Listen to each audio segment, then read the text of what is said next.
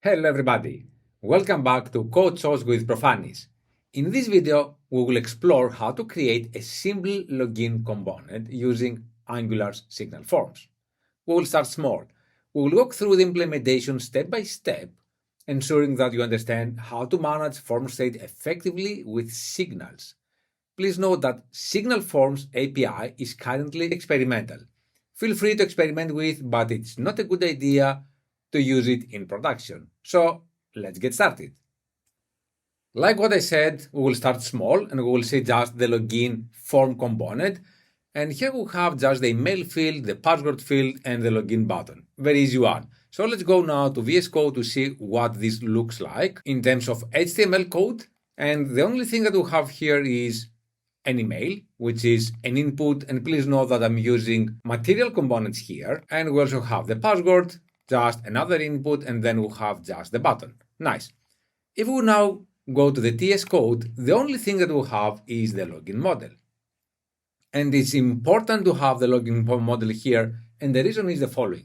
Whenever we have to deal with either template-driven forms or reactive forms or now signal forms, what we have to have in mind is the data structure.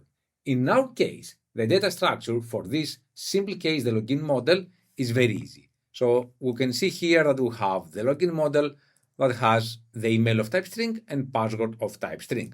Nice. Other than the data structure, we also have to have in mind how to keep the state of this kind of form, right? So in our case, to keep the state, we will do that by using a writable signal. And this is it. We have the login model, which is a writable signal of this kind of model with empty strings for both email and password. Currently, we haven't seen anything related to signal forms. So let's create our first form. And I will do the following. Here I would like to have my login form equals, and I will use the form helper function from the Angular forms signals package. So let me click enter. So this is a generic type. So we will have here the login form model. And then we'll have the parentheses. The very first argument of the parentheses is that we'll have to provide the writable signal. So we'll have to do this login model, which is our writable signal. And this step is very important. And the reason is that signal forms do not maintain their own data. We are, as developers, responsible to provide a writable signal that the form will be based on. Since we have this step, now let's apply the bindings to our HTML to see how to connect these two together. To do that, we would need to import here one directive, and this will be the field directive. And again, as you can see, this is it from Angular Forms Signals package. And now let's go to the HTML, and I would like to apply a binding into my input field. And I can do that by using the field directive. And similar to reactive forms, we have to provide the path. And the path will be my login form dot email. And I will do the same thing for password. So here I have login form password. Just to make sure that everything works as expected, let's have just an interpolation at the very top of this component. So I will have my login form, and now please note the following. To have the interpolation, I need to grab the state. To grab the state with signal forms, we have to use the parentheses. This is a consistent pattern. Whenever we have to grab the state from any field, either this is the root field or the email field or the password field or whatever field, we have to invoke that to grab the state. And from that state, we can, for example, get the value, and this is what we're going to use here, or we can grab the validity and the touch and stuff like that. So for now, let's just grab the value. And the value here is a signal type, and that's why we have again to invoke that. And let's also have the JSON pipe. Nice. So let's now go to the browser to see what we have. So I have the JSON pipe here, and now let me go back, and it seems that I missed to import the JSON pipe. Nice. And now let's go to the browser to see what we have. All right. So here we have the interpolation, email and password. And now if I start typing, we can see that whatever I'm typing will have the values here into the interpolation, which means that the biting already worked just fine, right? So let's continue now. And of course, this is a very easy one, simple case, but despite that, we need to have some validators. So let's add the validators to see how this actually works. To apply the validators, we will do that into the second argument of our form. And the second argument is called the schema. And we're going to have the schema either inline or as predefined. And we'll see later what the predefined schema is all about. And for now, we'll start inline. And what we'll have to provide is just an arrow function. So let me have here the path. So what is this root path? Well, the path means the position of the form field. If we want, for example, to access the email, we'll have to provide a path. If we want to access the password, again, we'll have to provide a path. In this case, we are accessing the root form field, and that's why we have here the root path. Into that inline schema, I would like now to use some predefined validators, and this will be, for example, the required one. And please note that, again, this required predefined validator is part of the Angular Forms signals. And now I have to provide here just the path of the field that I would like to mark as required. And this is my root path.email. And I will do the same thing now for password as well. Password here. And you know what? What I also need to have is just to make sure that my email will follow a specific pattern. And I will use the email predefined validator from the same package, just to make sure that whatever I'm typing is aligned with the pattern that the Angular team decided to have behind the email predefined validator. Nice. So let's now go to the browser to see what we have.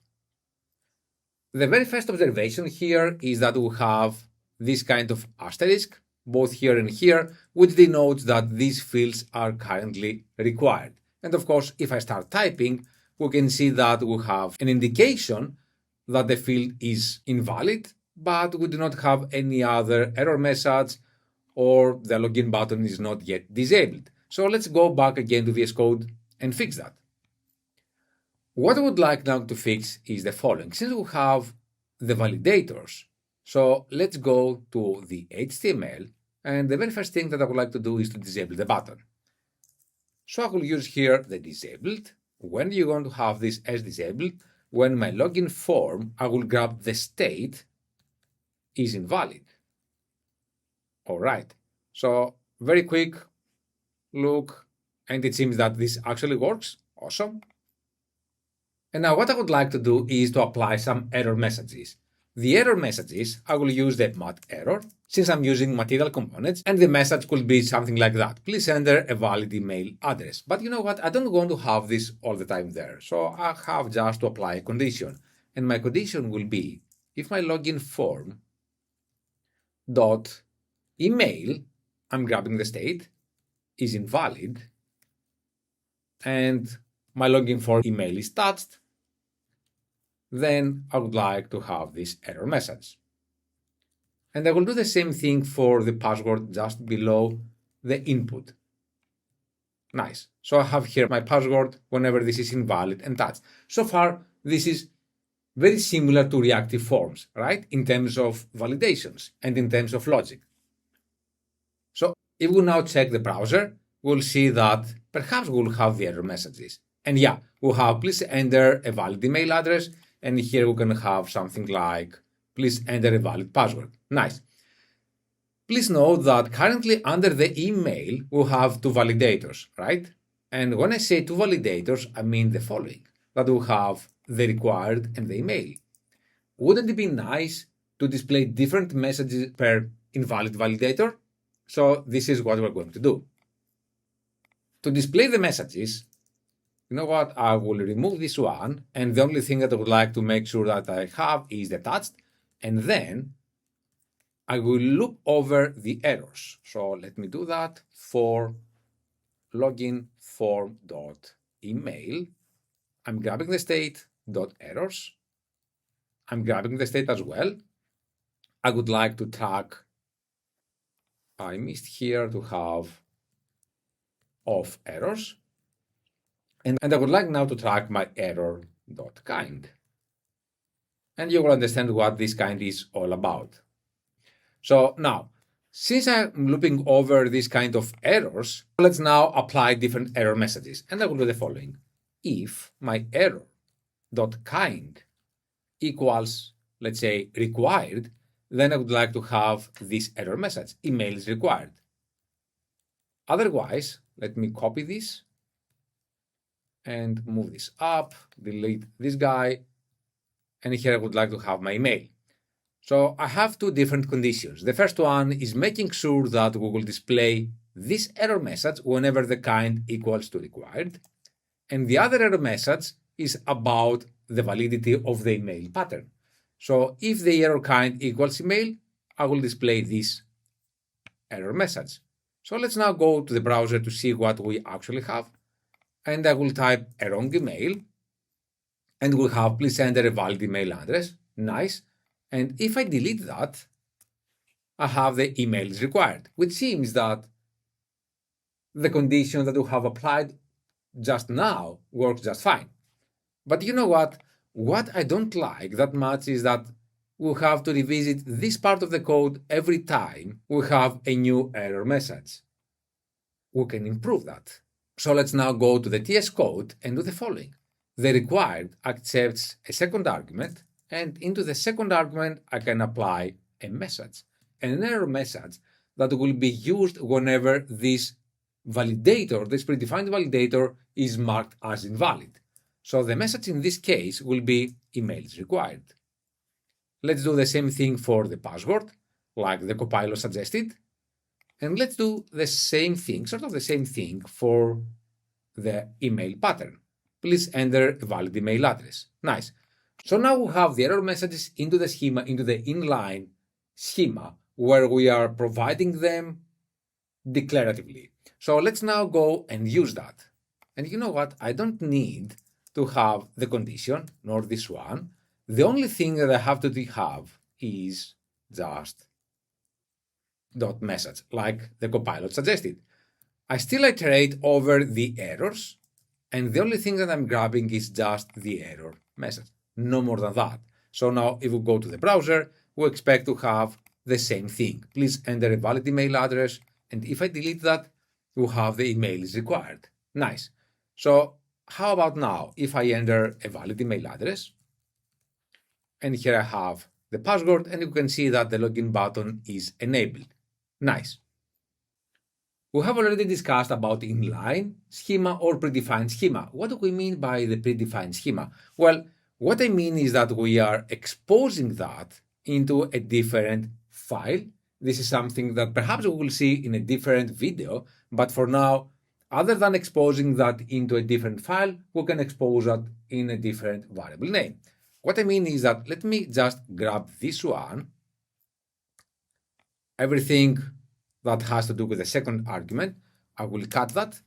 And now let's go here and do the following. I would like to export const what, for example, a login form schema, and I will use the schema. And please note that this is under Angular Form Signals package. This is a generic type of my login form model. And what it accepts is an arrow function. So I will paste that here, the thing that I just moved from the second argument of my form. So let me go up. So this is what I have, my login form schema. And now let's grab that and use that as a second argument.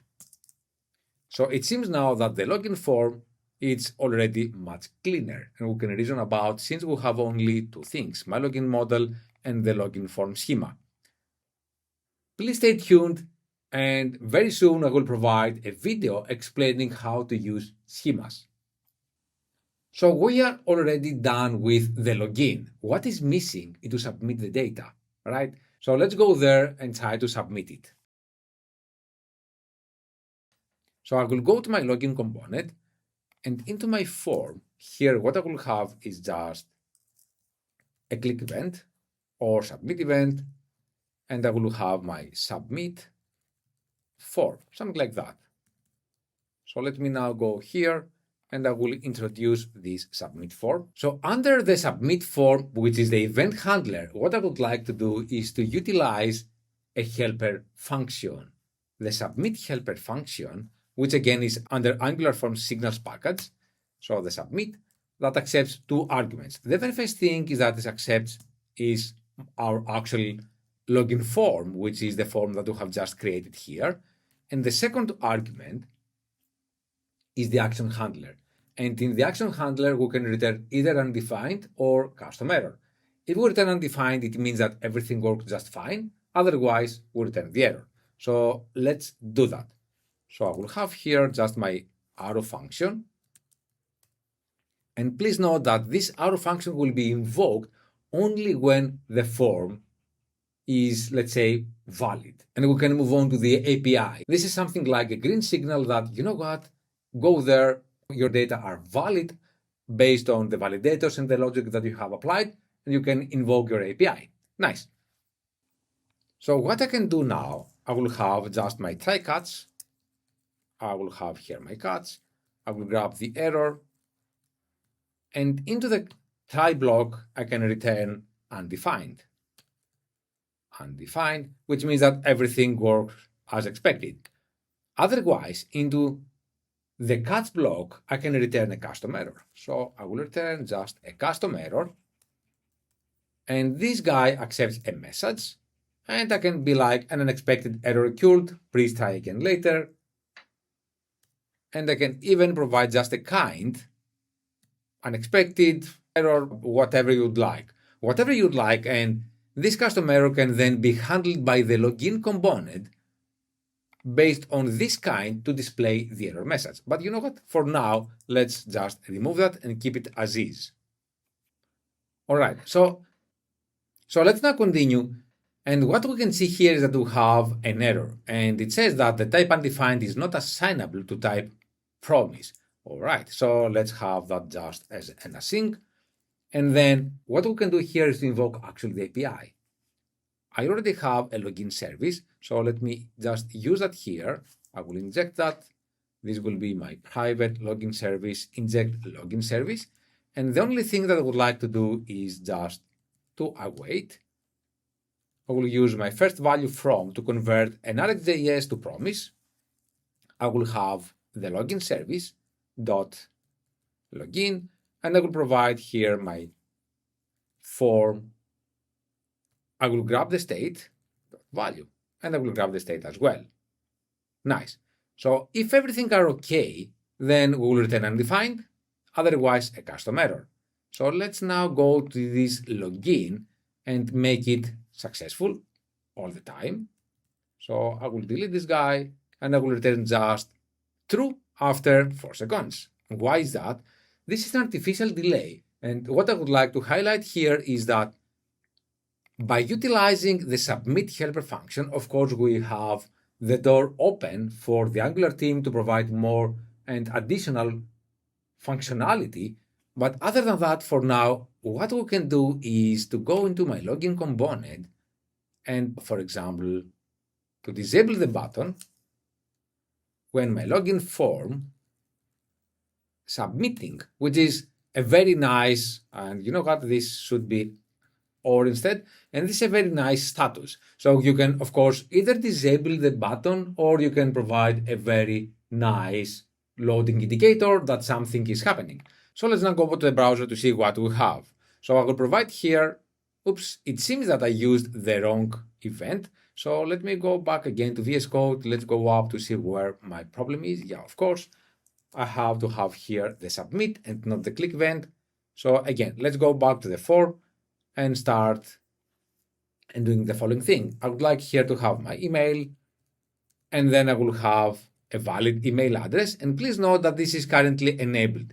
We expect if we click the login button to have, based on the artificial delay, to be disabled for 4 seconds. So let me click login, and yeah, this is actually disabled, which means that it's actually submitting.